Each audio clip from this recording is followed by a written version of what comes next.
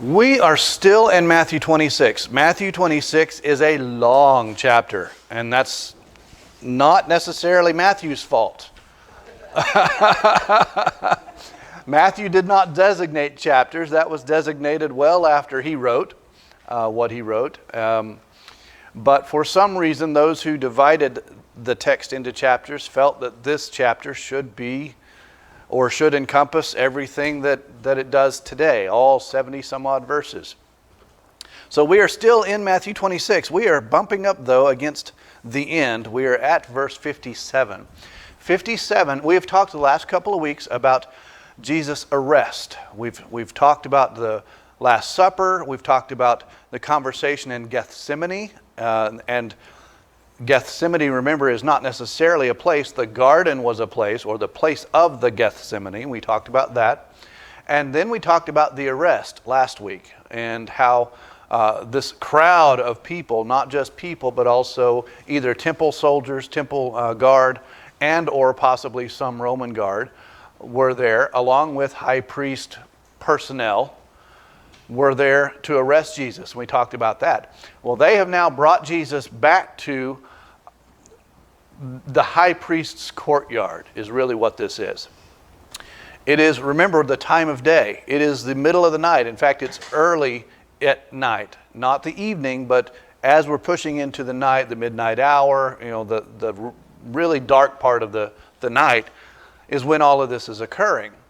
So Jesus is now being brought by this crowd to this courtyard of the high priest. The high priest was very well off, had a lot of money, had a big house. And so we're going to talk a little bit about this high priesthood and the various people that filled that role. We're going to talk about that a little bit. We do know, we read last week, that all of Jesus' followers scattered when the arrest happened, right? We also know that they didn't completely leave, or some of them did not completely leave. We hinted at, and we saw a couple of verses where some people, Peter specifically, the others are not named, but Peter and some others followed behind. And we'll catch that again this week if we have time. So starting in verse 57, those who had arrested Jesus took him to Caiaphas, the high priest, where the teachers of the law and the elders had assembled. Matthew does not give us a lot of detail as to the succession of trials that Jesus goes through. Matthew, remember, each gospel writer edits the narrative for the people he's writing to, and with the purposes that writer has in mind. That is not to say that they are not inspired. That is not to say that they are not directed. But at the same time, each one writes to a different audience for a different reason. So Matthew has chosen not to include some of the nuances that John gives us or Luke gives us. And so let's jump over to John so we can see a little bit of that nuance happen right here. Because they did not go immediately to the high priest. Sort of. I say sort of. John 18, and we're going to read, I think, verse 12.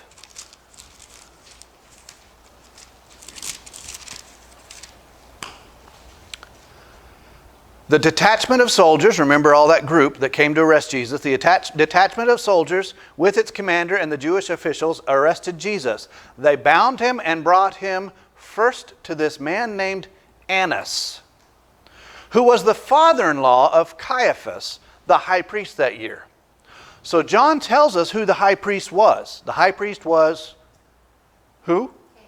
Caiaphas. I'm not really sure how we should pronounce that. I've always heard Caiaphas, but Caiaphas sounds good to me. But he didn't go to Caiaphas first. He went to Annas. Well, who is Annas? Does anybody know? Caiaphas' father-in-law. How about that? I like that. Yes. Annas was actually the high priest that was designated high priest by Rome. Remember, this is all political. When Rome took over Judea, remember all that stuff with Herod the Great and his sons and how his sons didn't really rule very well, and eventually Rome said, we're going to do this ourselves? Well, when Rome kind of dissolved the kingship kind of thing in Jerusalem, in Judea, and they took over control, they then chose who the high priest was going to be. And they chose this man named Annas. And let me get the dates. Just so in AD 6, that's when Archelaus was deposed. Archelaus was King Herod's son, and he did not do a very good job, and he was deposed, and Rome said, okay, we're going to set someone up to facilitate the Jewish religion. Okay? It's not that they did away with the Jewish religion, but they wanted to maintain a sense of control over it, okay, as any conquering nation would want. So they set the high priest up, and that high priest was Annas. Annas in 6 AD, or AD 6, was set up as the high priest, designated by Quirinius, the governor of Rome, of that area-ish, because there was no governor of that area until that time. So the governor from Syria also kind of maintained control. Annas was high priest until AD 15. So, I don't know if it matters, but AD 6 to 15, he served as high priest. When everyone knows that Pilate, right? Pontius Pilate. Pontius Pilate was the procurator, or the kind of the governor, we'll call it governor, of the Judean region at the time of Jesus. Before him, someone else in his role, before him was this man named Gratus. And he took Annas out of the role, and he started putting some other people in the role. He put one of Annas' sons in the role. That didn't last very long. So then he put someone else in the role. That didn't last very long. So then he put Caiaphas in the role. That lasted a long time. So we see what's happening here. Rome is just kind of going through the politicians to figure out which one, the Roman or the religious leaders that were going to really kind of jive with the way that Rome wanted the world to work. Caiaphas was really good about maintaining that relationship with Rome. At least that's what I think. And that's why he was in the position for a long time. He was actually in that role from AD 18. I'm going to put a son here, son, a little bit, and then another one for a little bit, and then we have Caiaphas. U.S. I can't remember. AS from AD 18 through, I think it's 35. 36. So you can see he was actually in the role of high priest for a while. You can see that he was in the role of high priest at the time of Jesus' trials. Annas was very wealthy. He owned, in addition to being high priest, and as a priest, especially high priest, one of the temple, you got the privilege of using and unfortunately abusing a lot of the taxes that came in, the temple taxes and that sort of thing. But being rich, he also owned the markets where they sold the animals for sacrifice. Whose tables did Jesus turn over? The one selling the animals for the sacrifice. Interesting. So, just to give you a little bit of context. Also, Annas, while we're on him, After Caiaphas was removed, he had 4 other sons fill the role of high priest. So all the way up to the destruction of Jerusalem in AD 70. Actually, let's go backward a little bit. Remember, all that ruckus in Jerusalem started in AD 66. That's when Annas' little family reign ended. But Annas and his family filled the role of, along with other people, filled the role of high priest all the way from AD 6 to AD 66. So 60 years, Annas and his family had something to say about the Jewish religion. When AD 66 happened, and remember we had all of these rebels want to rebel against Rome, we read about Ananus, son of Ananus, in Josephus. Well, how about that? Ananus, son of Ananus, was Annas, son of Annas. So he was the last of the family to be in that high priest role. And we talked a little bit when we talked about the destruction of Jerusalem, how he tried to facilitate and negotiate people coming back to an agreement with Rome. You know, don't rebel against Rome. Let's try to resolve things. You kind of feel sorry for them, but at the same time you don't, because you know their perspective, you know their intents. But just to give you context, that's the family, that's the high priesthood that Jesus is brought into for these trials. So, back to John.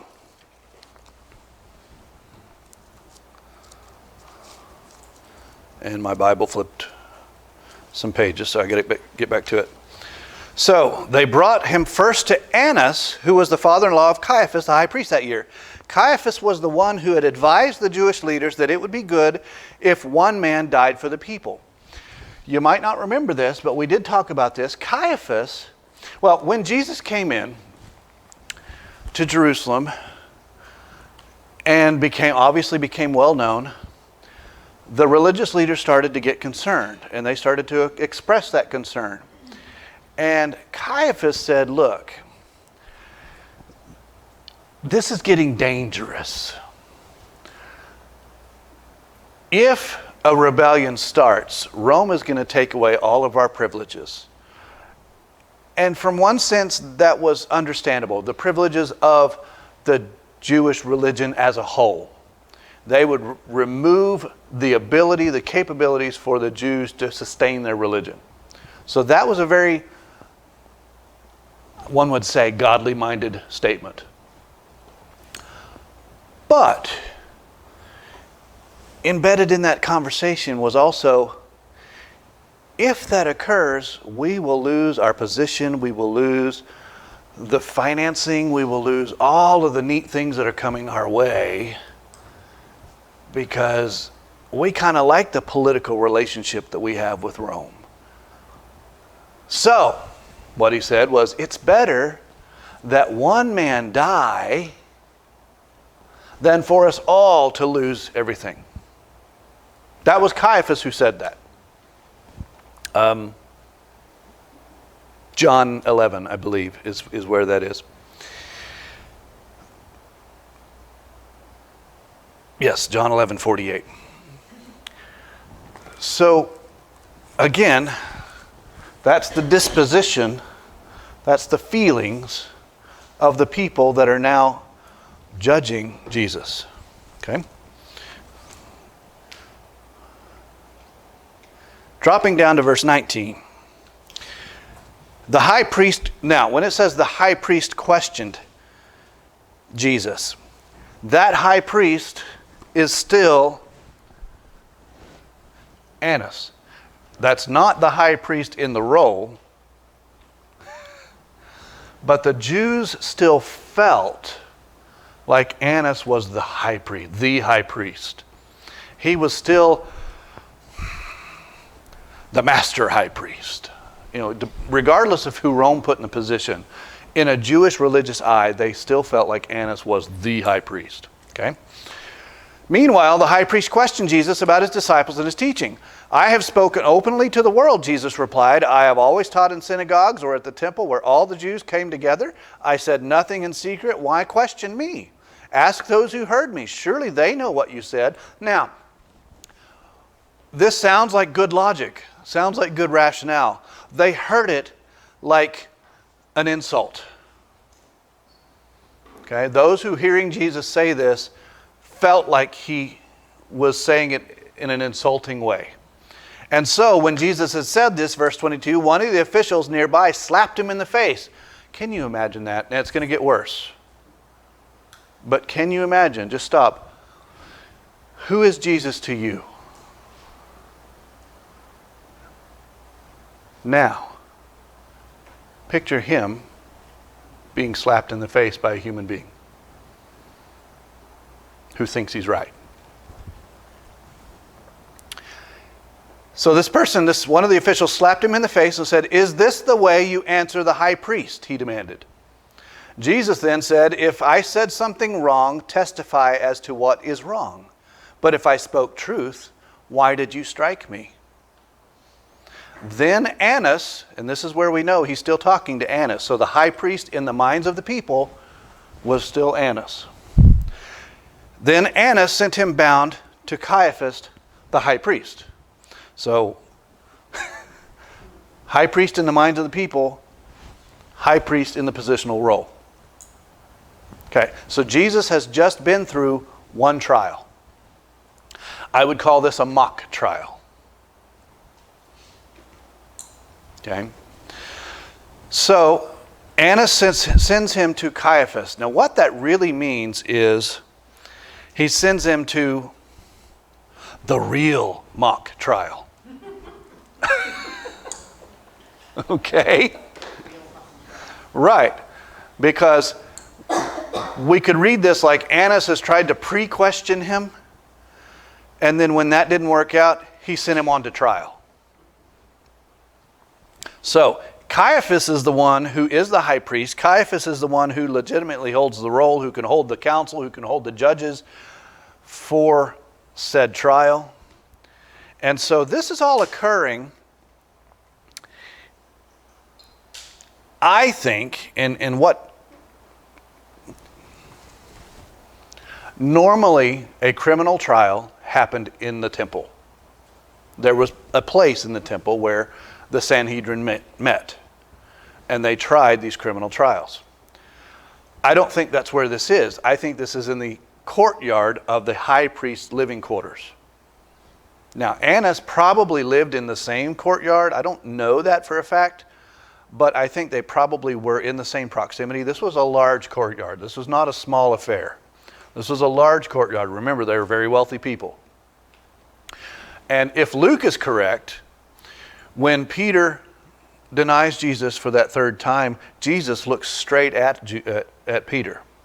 So, if that's true, this courtyard is big enough, or somehow the arrangement of things is big enough, such that the trial could be going on at the same time all the guards and other people are milling about.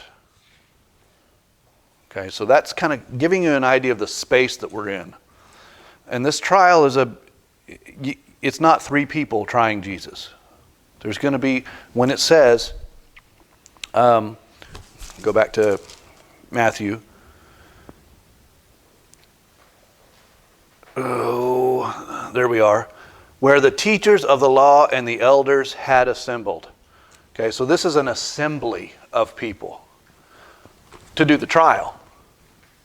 But it's also a place where Peter and the guards and other people were kind of hearing things or wondering what was going to happen, curiosity, things like that. So big space, big space. Annas sends Jesus to Caiaphas. Now comes trial number 2. We already noted that Caiaphas served a long time as high priest, 18 to 36.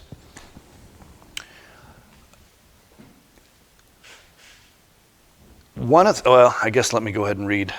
Which one do I want to read? Let's go ahead and read the Matthew version. So flip back with me to Matthew 57. Those who had arrested Jesus took him to Caiaphas the high priest, where the teachers of the law and the elders had assembled. But Peter followed him at a distance, right up to the courtyard of the high priest. Oh, there's where we have it. It is the courtyard of the high priest's home. He entered and sat down with the guards to see the outcome. We'll talk later about how he got entered into this courtyard. We'll get to that in a little bit. The chief priests and the whole Sanhedrin were looking for false evidence against Jesus so that they could put him to death. But they did not find any, though many false witnesses came forward. Why did they not find any? Was it because the witnessing wasn't good? Here's why, and it tells us in other Gospels. The false testimonies were not consistent. You had to have at least 2 testimonies to accuse someone, and those 2 testimonies had to be consistent with each other. Well, they couldn't find any 2 people that could say the same thing straight enough. Okay? Finally, 2 came forward and declared, "This fellow said, I am able to destroy the temple of God and rebuild it in 3 days." Then the high priest stood up and said to Jesus, "What, are you not going to answer? What is this testimony that these men are bringing against you?" Now, think about this. To the Jew, just the idea of destroying the temple of God was blasphemy. That's the accusation. It's not being accused of the capability of tearing down a temple and being able to rebuild it. That's not what the discussion is. The discussion is the blasphemy that they heard behind the idea of tearing down the temple of God. And so, Caiaphas, what is this? Do you not have anything to say? And Jesus remained silent. That's interesting. In Isaiah, when all of this was prophesied, it talks about Jesus staying silent, being accused, but not retorting. Prophecy fulfilled? The high priest said to him, okay, at this point, the high priest is getting exasperated because they've tried and they've tried and they've tried to find a way to accuse him to a penalty of death, and they can't get it done. And the high priest is very exasperated. He said, "I charge you under oath by the living God." Okay, that means, you tell the truth. Okay, and you talk. "Tell us if you are the Messiah, the Son of God." Okay, so this is no longer a trial where people are saying he did something wrong. This is now an attempt to get Jesus to trip himself up.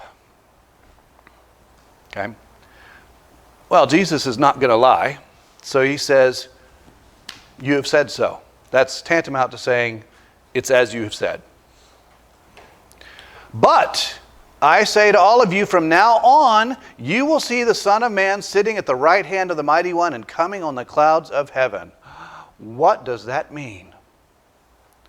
Do you remember way back when this started, we talked about Daniel 7.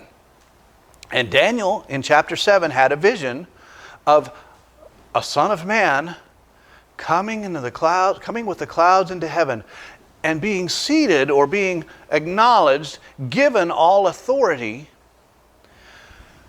The Jews took that and understood that to say or to mean the Messiah, the, one might say, son or kin of God,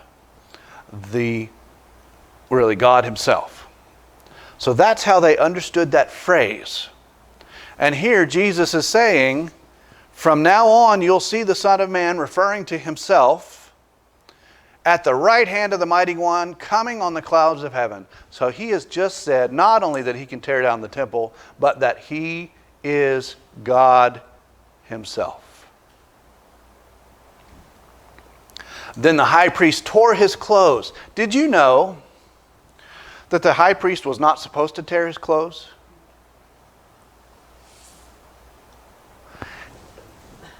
There are nuances. But general practice, one of the reasons that a high priest might be able to tear their clothes is when they hear or experience flat-out blasphemy. Now, the Old Testament says they're not to tear their clothes. He talks about Aaron. The garments are not to be torn. Some people say that's only in the context of death. But by the time of Jesus, they had translated that in their religious understanding to be that the high priest could not tear their clothes, except for special reasons. Blasphemy was a significant reason. So Caiaphas tore his clothes. It probably wasn't his robe, his priestly robe. It was probably the undergarment or some other piece of that. It doesn't say. He has spoken blasphemy. Why do we need any more witnesses? Look now, you have heard the blasphemy. What do you think? He is worthy of death, they answered. Okay, now before in John we saw that someone slapped Jesus, right? Then they, who's they? Okay, witnesses. Who else was there? Council. The council. The council is comprised of who? The religious leaders. Religious leaders. Also possibly there, probably there, were the religious leaders' disciples. Remember how Paul was taught at the foot of Gamaliel? So they had disciples also at the trials, probably. How a trial worked is if you were on the council, you sat in the council. But in front of you were your disciples. And if you happened to be missing for any reason, one of your disciples would fill your spot.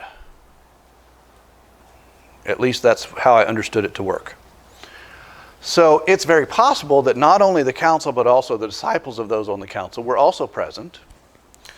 So all of these religious-minded people, then they spit in his face and struck him with their fists. Others slapped him and said, "Prophesy to us, Messiah, who hit you?" Remember, this is your Jesus.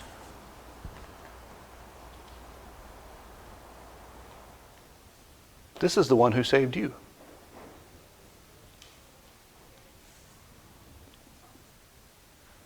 Can you imagine the ill treatment that these religious leaders did to Jesus?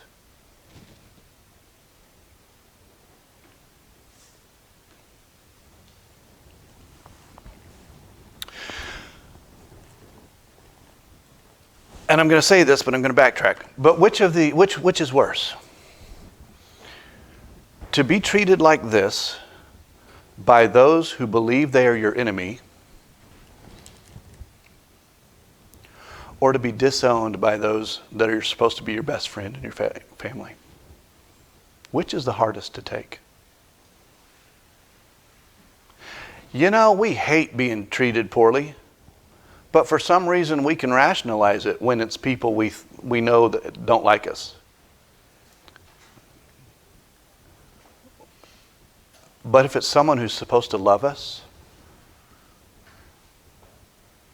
and they turn against us or they disown us, that hurts. So we'll get to Peter in a minute. But let's backtrack just a hair. It is thought that there were two trials here throughout all of this Caiaphas episode. It is thought that there's a trial, a semi-trial with Caiaphas. And then because there are some regulatory issues that maybe they had to sidestep, they then brought the whole trial, the whole Sanhedrin together, because you couldn't convict someone lest the whole Sanhedrin made that decision. So at some point, they at least had to get quorum, I'm going to say, but I'm going to say they probably needed all of them there. So at some point in the night, pushing morning, they had to call the whole Sanhedrin together. So you had Annas, you had possibly Caiaphas and a smaller cohort, and then you had the whole Sanhedrin. Say again? How many would that be? 72. Generally speaking, there were 72. There could be 73 or 71 with plus one, which would be 72, depending on what you call and what the role of the president of the Sanhedrin was. Some people believe Annas maintained the role of the president of the Sanhedrin, even though he wasn't the high priest. I didn't do a lot of study into that to kind of confirm one way or another, but it's possible that it was as many as 70 people, 72 people. But it also means that people like Nicodemus, people like Joseph of Arimathea would have been there, or at least a representative of one of them would have been there. And one of the things that I read was you couldn't convict someone if it was a unanimous decision. Someone had to believe that they were innocent. I can't vouch for that, but I did read that. But if Nicodemus was there, or if Joseph of Arimathea was there, I can definitely see them saying, I abstain, or I don't agree with this. And then, oh, I'm so glad you feel that way. Now we can convict him. Okay. So anyway, we do get to the point when we see in chapter 27, verse 11, Jesus then stands before the governor. So they all decide to convict him. They all decide this is a criminal charge. This is something that because they wanted to kill him, they didn't have the rights to kill. Rome had stripped them from the rights to kill on their own. So they had to go to Rome to ask him to be put to death. Funny thing, because they actually put Stephen to death. They actually intended to stone the woman. Remember the woman they brought to Jesus, caught in adultery? So for some purposes, maybe in some places, they can kind of get away with doing this. But this was at Passover. There were millions of people around. Someone was going to say something. So they had to do it right. So they had to go to Rome, get their permission to kill Jesus. And that's where we start when we pick up with the trials again. And those trials will be next week. Let's talk quickly about Peter. We might actually finish the chapter today, believe it or not. So remember, I asked the question, what do you think it would be like to be treated that way by your enemies? But how much harder is it to be denied, disowned by your best friends, by your own family? So we get to Peter. Matthew already tells us that Peter was seated in the courtyard. Oh, you know what? I can't go there yet. There's something else about these trials that I need to tell you. Did you know that according to the religious laws, you could not, well, I've already mentioned that the normal criminal trials happened in the temple. We believe this happened not in the temple, but in the high priest's courtyard. Well, that in and of itself was, I can't say against religious law, but it certainly was against normal practices. However, according to the oral law, you could not hold trials at night. When was this? Night! Night! That's why some people think they had to wait till early morning to get the Sanhedrin together so that they could actually convict him. So that's that third trial that people say that he would have. You also were not allowed to hold trials on the day of or the eve of a festival. What time of year was this? Passover. You're not allowed to do that. There is also something in their oral law that says you can't convict with undue haste. The judges were required to sleep on it, just in case they changed their minds. You weren't supposed to seek bribery, or accept bribery, false witnesses. In fact, speaking of false witnesses, you were supposed to, before a witness actually potentially became a false witness, you were supposed to give them the finger, tell them, if you witness falsely, this man's blood will be on you and your family forever. Basically, you are warning this person, do not be a false witness. And in some contexts, people have said the false witness actually gets the punishment that would have been, if the person was seen to be not guilty, then the false witness would receive the punishment that they were seeking for that person. I didn't read that, but they were severely, given direction that you know what's going to come upon you if you testify falsely. But they didn't do that. They were actually seeking false witnesses. They were like, oh, please be a false witness. Okay? When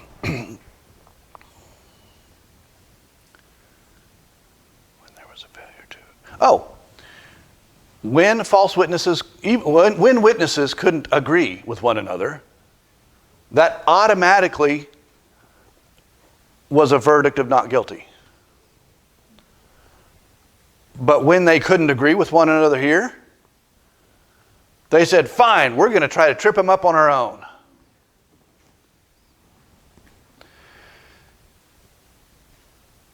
You weren't supposed to be able to force the accused to testify against himself. And yet here the high priest does just that. And then judicial use of prisoner confession, kind of the same as above. You can't use the prisoner's confession as witness against themselves. You had to have the witnesses of someone else. Kind of like our plead the fifth today. So there were so many ways when the trials themselves were outside the law, or we should say illegal, according to the religious laws of the Jews. And this is the very group of people, this would be like the Supreme Court for the Jews. And they're the ones who are abusing those same laws that they were supposed to uphold. And then when it didn't go their way and they, Jesus sold himself out, ha ha ha ha, they spit on him and they slapped him. What on earth?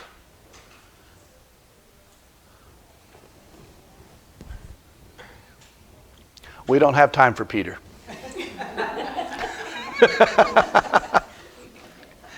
We don't have time for Peter, but next week we are going to talk about Peter and Judas. That'll be an interesting conversation.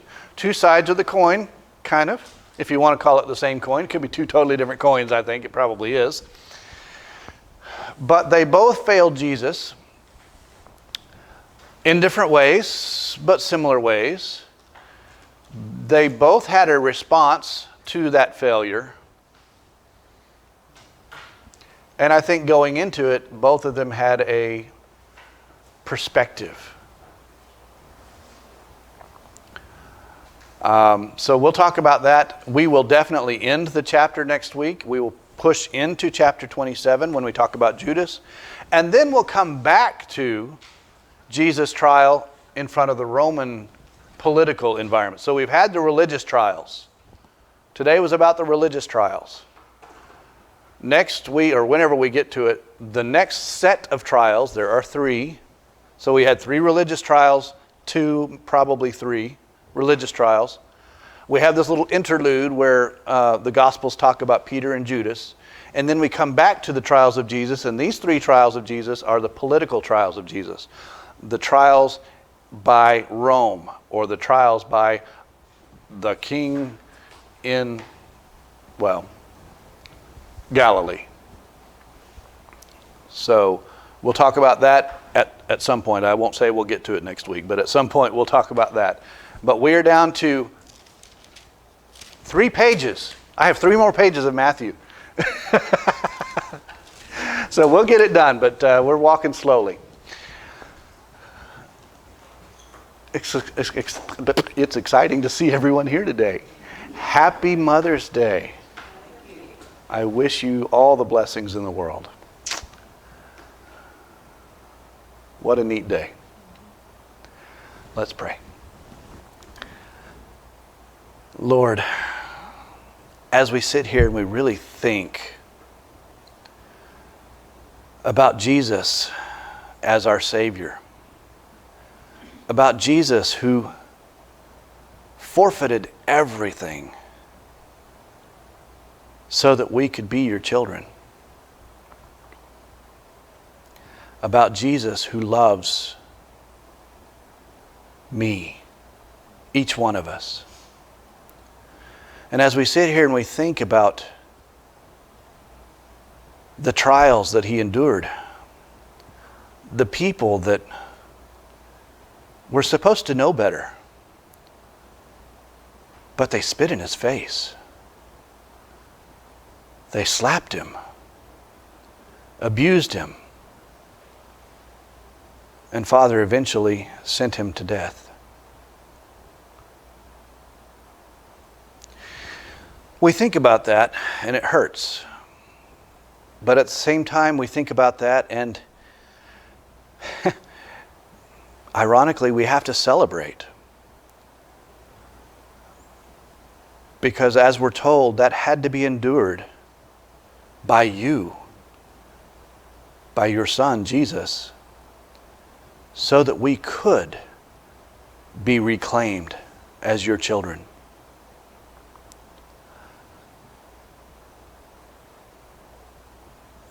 We don't know the measure of grace that is behind all of that.